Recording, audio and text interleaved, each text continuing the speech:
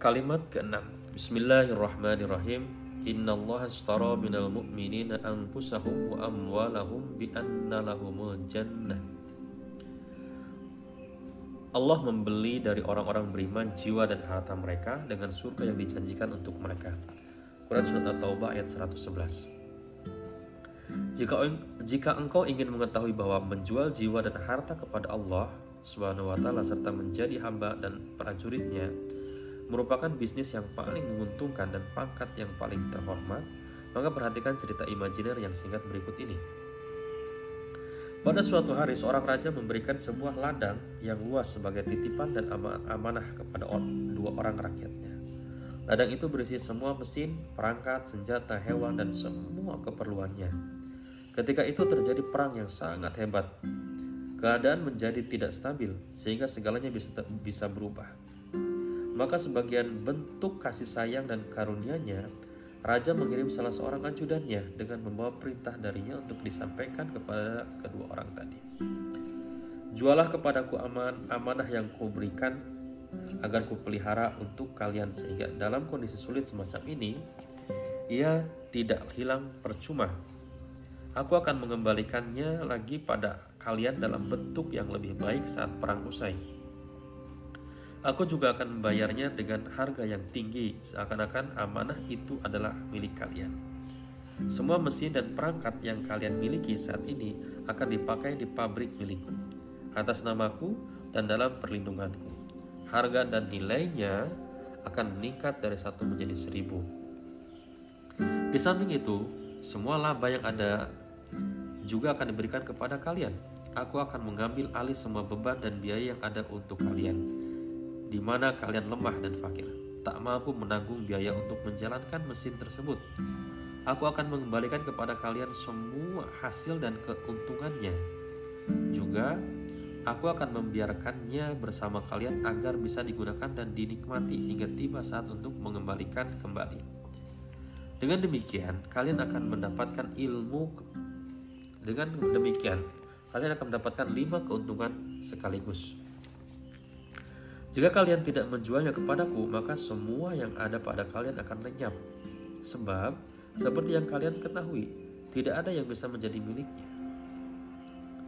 Kalian juga tidak akan mendapatkan harga yang mahal, perangkat yang halus dan mahal, serta neraca, sensitif, dan sumber-sumber yang berharga itu pun akan terabaikan, tidak memiliki nilai sama sekali. Hal itu lantaran tidak digunakan pada berbagai aktivitas yang mulia. Selain itu, kalian sendiri yang menanggung pengelolaan dan bebannya, sekaligus kalian akan melihat balasan dari sikap kalian yang mengkhianati amanah. Itulah 5 kerugian sekaligus yang akan diterima. Lebih dari itu, menjual kepadaku berarti menjadi prajuritku yang merdeka, terhormat, dan istimewa, serta bertindak atas namaku. Jika tidak, kalian hanya menjadi tawanan biasa dan rakyat berandalan. Kedua orang tadi mendengarkan ucapan indah dan perintah raja yang mulia tersebut. Maka orang yang berakal dari mereka berkata, aku mendengar dan taat kepada perintah raja. Aku sangat bangga dan bersyukur dengan jual beli ini. Sebaliknya orang kedua yang congkak, egois, dan lalai mengira bahwa ladangnya tidak akan pernah musnah dan tidak akan pernah berubah. Ia berkata, tidak, siapa raja itu? Aku tidak mau menjual milikku dan tidak akan merusak kesenanganku. Waktu terus berjalan. Orang pertama di atas berada dalam kondisi yang membuat seluruh manusia iri padanya. Pasalnya, ia hidup bahagia di istana raja sambil menikmati sejumlah karunia-Nya. Adapun yang kedua mendapat ujian yang paling buruk, sehingga seluruh manusia meratapinya, meskipun mereka juga berkata bahwa ia memang layak mendapatkan ujian tersebut. Sebab ia sendiri yang menjerumuskan dirinya ke dalam penderitaan sebagai balasan dari kesalahan yang ia lakukan. Ia kehilangan kebahagiaan dan hartanya pun musnah. Oleh karena itu, wahai jiwa yang sombong, lihatlah sisi hakikat lewat teropong cerita di atas. Yang dimaksud dengan raja adalah Tuhan dan penciptamu yang merupakan penguasa azali dan abadi. Ladang, mesin, perangkat, dan neracannya berupa tubuh, ruh, dan kalbu yang kau miliki di dunia. Berikut pendengaran, penglihatan, akal, dan khayalan yang ada di dalamnya, yakni semua indera lahir dan batin. Adapun utusan mulianya adalah junjungan kita Nabi Muhammad SAW. Sementara perintah raja yang bijak berupa Al-Quran yang mengumumkan jual beli dan bisnis yang menguntungkan dalam ayatnya. Surat At-Taubah ayat 111. Allah membeli dari kamu kaum beriman jiwa dan harta mereka dengan surga yang dijanjikan untuk mereka. Lalu medan yang berkecamuk dengan perang adalah kondisi dunia ini di mana ia tidak pernah tetap dan stabil. Seluruhnya adalah berbagai perubahan yang melahirkan dalam pikiran manusia sebuah pertanyaan berikut. Seluruh yang kita miliki tidak akan selalu bersama kita, namun ia fana dan akan musnah. Adakah suatu cara untuk membuatnya kekal dan abadi? Pada saat manusia larut dalam memikirkan hal tersebut, tiba-tiba ia mendengar gema surat Al-Quran yang terdengar di seluruh cakrawala di mana ia berkata lewat ayat di atas. Ya, terdapat cara untuk hal ini. Bahkan ia merupakan cara yang sangat baik di mana ia mendatangkan keuntungan besar dalam 5 tingkatan. Pertama, apa cara tersebut? Jawabnya adalah menjual amanah kepada pemiliknya yang hakiki. Pada transaksi tersebut terdapat 5 keuntungan sekaligus. Keuntungan pertama, harta yang fana menjadi kekal. Pasalnya, umur fana yang dikorbankan dan dikerahkan di jalan zat yang maha hidup dan maha kekal akan berubah menjadi umur yang kekal, abadi. Ketika itulah detik-detik umur manusia menghasilkan buah dan bunga, kebahagiaan yang bersinar di alam keabadian. Sebagai benih yang secara lahiriah musnah, namun darinya tumbuh sejumlah bunga dan bulir. Keuntungan kedua, harganya berupa surga. Keuntungan ketiga, nilai setiap organ dan indera bertambah tinggi dan mahal dari 1 menjadi 1000. Misalnya, akal merupakan organ dan perangkat yang jika tidak dijual kepada Allah dan tidak digunakan di jalannya, tapi digunakan untuk memperturutkan hawa nafsu, ia akan berubah menjadi organ yang celaka, mengganggu dan lemah. Pasalnya, ia akan membebanimu dengan derita masa lalu yang menyedihkan dan kondisi masa depan yang mencemaskan. Pada saat itu ia pun turun menjadi perangkat yang berbahaya dan sial. Karena alasan inilah orang fasik tidak sanggup menerima kenyataan hidupnya, serta tenggelam dalam huru hara dan pemabukan guna menyelamatkan diri dari gangguan akalnya. Namun jika akal tersebut dijual kepada pemiliknya yang hakiki dengan digunakan di jalannya, ia akan menjadi kunci ajaib yang bisa membuka perbendaharaan rahmat Allah yang kekayaan hikmah ilahi yang tak terhingga. Kemanapun pemilik akal tadi memandang dan bagaimanapun cara ia berpikir, ia akan melihat hikmah ilahi pada segala sesuatu, pada setiap entitas dan pada setiap peristiwa. Ia juga akan menyaksikan rahmat ilahi termanifestasi di alam wujud ini. Dengan demikian akal tersebut naik menuju tingkatan pembimbing Rabbani yang mempersiapkan pemiliknya menuju kebahagiaan abadi. Contoh lain, mata sebagai indera untuk melihat. Ruh dapat melihat alam ini lewat jendela tersebut. Jika ia tidak digunakan di jalan Allah, namun hanya digunakan untuk memperturutkan hawa nafsu, maka lewat berbagai pemandangan indah bersifat sementara dan segera lenyap yang dilihatnya. Ia menjadi pelayan yang hina dan perantara yang membuat hawa nafsu dan syahwat bergejolak. Akan tetapi jika engkau menjualnya kepada pemiliknya yang maha melihat dan kau pergunakan pada sesuatu yang dia ridhoi, ketika itu mata menjadi penelaah dan pembaca kitab alam yang besar ini, penyaksi berbagai mukjizat ilahi yang terdapat di alam ini. Ia ibarat lebah di antara bunga-bunga rahmat ilahi di kebun bumi dari madu pelajaran, makrifat dan cinta. Ia meneteskan cahaya penyaksian ke dalam kalbu yang beriman. Contoh lain, jika engkau tidak menjual indera pengecap yang terdapat di lidah kepada penciptanya yang maha bijak, namun engkau mempergunakannya untuk perut dan nafsu semata, maka derajat akan turun menjadi penjaga pintu perut dan kandang. Akan Akan tetapi jika engkau menjualnya kepada Sang Pemberi rizki yang Maha Pemurah, ia akan naik ke tingkat pengawas perbendaharaan rahmat ilahi yang mahir serta pemeriksa dapur kudrat ilahi yang bersyukur. Oleh karena itu, wahai akal, sadarlah, sungguh jauh perbedaan antara perangkat yang sial dan kunci pembuka kekayaan alam.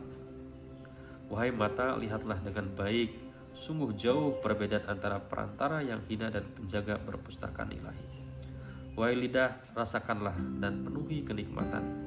Sungguh jauh perbedaan antara penjaga pintu pabrik, kandang, dan pengawas kekayaan rahmat ilahi. Wahai saudaraku, engkau bisa mengukur organ dan indera lainnya dengan cara tersebut. Dari sana engkau akan memahami mengapa mukmin mendapatkan hak istimewa yang sesuai dengan surga, sementara orang kafir meraih substansi yang cocok dengan neraka.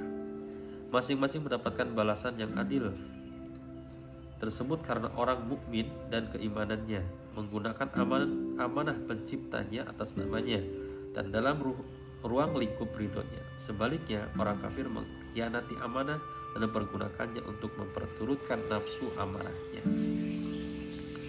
Keuntungan keempat, manusia sangat lemah sementara cobaannya sangat banyak.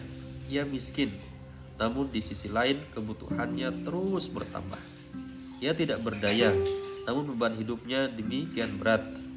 Nah, jika manusia tidak bertawakal dan tidak bersandar kepada Zat Maha Agung yang Maha Kuasa, serta jika ia tidak percaya dan tidak menyerahkan urusan kepadanya, maka batinnya akan terus tersiksa dan menderita. Kerugian dan kemalangannya akan mencekiknya. Sebagai akibatnya, entah hal itu membuatnya menjadi penjahat atau pemabuk.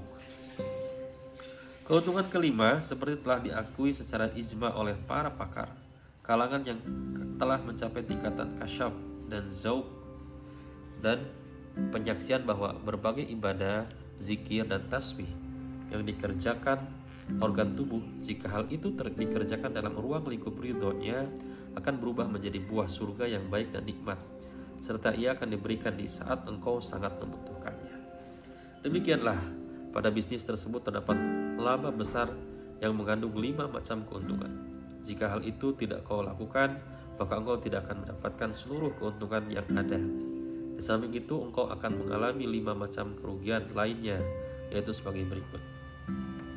Kerugian pertama, harta dan anak-anak yang kau cintai, hawa nafsu yang kau turuti, serta kehidupan dan masa muda yang kau senangi, semuanya akan sirna dan lenyap, serta menyisakan dosa dan derita yang memberatkan punggungmu. Kerugian kedua, engkau akan mendapatkan hukuman sebagai orang yang mengkhianati amanah. Pasalnya, dengan mempergunakan perangkat dan organ yang paling berharga pada perbuatan yang paling hina, berarti kau telah menzolimi diri sendiri. Kerugian ketiga, engkau telah menghina dan menzolimi hikmah ilahi. Pasalnya engkau menjatuhkan nilai semua perangkat manusia yang mulia kepada kedudukan binatang, bahkan lebih rendah dari itu. Keuntungan keempat, engkau akan selalu mengeluh dan mengadu. Engkau juga akan merintih dan sedih akibat perpisahan dan beratnya beban kehidupan yang telah membebani punggungmu yang lemah di samping kondisimu yang papa dan tak berdaya. Kerugian kelima, hadiah Tuhan yang indah seperti akal, kalbu, mata, dan seterusnya tidak diberikan kepadamu melainkan agar engkau siap untuk membuka pintu kebahagiaan abadi masuk surga. Alangkah ruginya manakala hadiah tersebut malah menjadi sesuatu yang menyakitkan di mana ia membukakan pintu neraka untukmu. Sekarang kita akan melihat jual beli itu sendiri. Apakah ia berat dan benar-benar memenatkan sehingga banyak yang lari darinya? Ternyata tidak. Tidak ada penat dan berat padanya, sebab wilayah halal demikian luas dan lapang sehingga cukup untuk memberikan kebahagiaan dan kesenangan. Karena itu tidak ada alasan untuk masuk ke dalam wilayah haram. Lalu apa yang Allah wajibkan kepada kita juga ringan. Beribadah kepada Allah merupakan kemuliaan yang besar, sebab dia merupakan bentuk keprajuritan di jalannya. Di dalamnya juga terdapat kenikmatan dan ketenangan batin yang tak bisa dilukiskan. Nah, tugasmu adalah menjadi seperti prajurit di atas. Memulai dengan nama Allah, bekerja dengan nama Allah, mengambil dengan memberi atas namanya, serta bertindak dalam wilayah ridho dan perintahnya. Kalau engkau berubah berbuat salah, beristighfarlah, lalu bersimpuhlah di hadapannya dan ucapkanlah, Allahumma ghfir lana khotoyana waqbalna fi ibadika waj'alna ummana ala ma amantahu ignana ila yaumil qaika amin. Ya Allah, ampunilah dosa-dosaku, terimalah kami sebagai hamba-hambamu, jadikanlah kami sebagai orang-orang yang amanah dalam menjaga semua yang kau amanahkan kepada kami hingga hari pengambilan kembali amanah tersebut. Amin.